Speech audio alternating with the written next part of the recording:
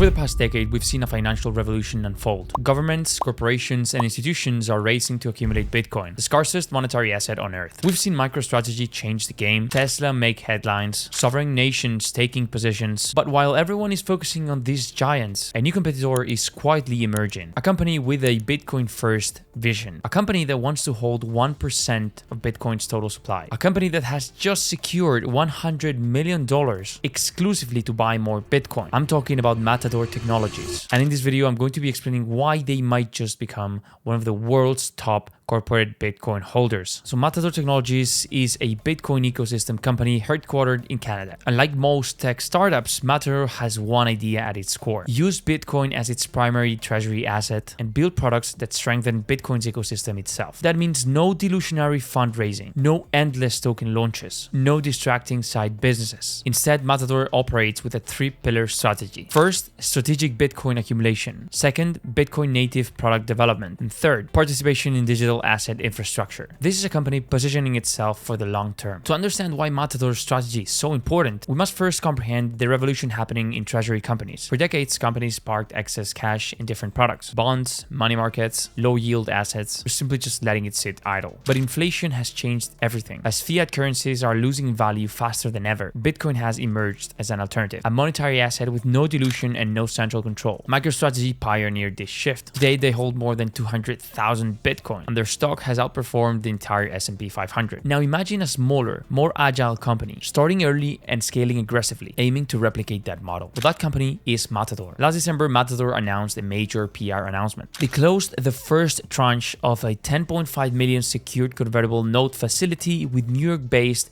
ATW partners. Now let me simplify that for you. They basically secured institutional capital to buy Bitcoin. But here's the real highlight. This facility is up to $100 million total. That means that Matador still has $89.5 million available for future Bitcoin purchases. And taking into account the current market situation, that is great news. Matador isn't just borrowing money to fund operations or acquisitions. They're borrowing money to buy more Bitcoin, a bet that Bitcoin will outperform the cost of capital over time. Matador has laid out one of the most ambitious accumulation goals in the industry. By the end of 2026, they aim to hold more than 1,000 Bitcoin. By the end of 2027, they want to scale that number up to 6,000. The long-term target is to get to 1%, and that is around 210,000 Bitcoin. Today, that would place Matador among the top 20 Bitcoin holding corporations in the world. Now, Matador isn't just another Bitcoin treasury company. They are also developing tools and infrastructure to expand Bitcoin's ecosystem. This includes Bitcoin native applications, infrastructure supporting decentralization, digital asset rails, potential future products leveraging Lightning and ordinal layers. That means Matador is building in two directions simultaneously, increasing the size and value of its Bitcoin treasury and creating products that make Bitcoin more useful, accessible, and scalable. Think of this like MicroStrategy, but with an actual Bitcoin product roadmap. In their latest corporate update, Matador highlighted several key achievements: accelerated Bitcoin accumulation, strengthened capital position, increased treasury holdings, expansion of their strategic financial facility, and continued commitment to their Bitcoin-first vision. This wasn't just a routine update, it is a statement, a declaration that Matador intends to position itself as a premier Bitcoin holding company. And in a market where institutions are only beginning to adopt Bitcoin, Matador's early, aggressive strategy may give them a massive advantage. We're in the middle of one of the largest wealth migrations in history. Institutions are entering Bitcoin. BlackRock, Fidelity, Vanguard. The ETFs have already pulled in tens of billions of dollars. Corporations are shifting from dollars to Bitcoin. And as this trend picks up, companies that already hold Bitcoin in their balance sheet may experience explosive valuation re-ratings. And Matador is positioning itself ahead of the curve. Matador Technologies isn't just another Bitcoin treasury out there. They are setting themselves up as a future Bitcoin powerhouse, combining institutional funding, a massive accumulation plan, and a clear Bitcoin-first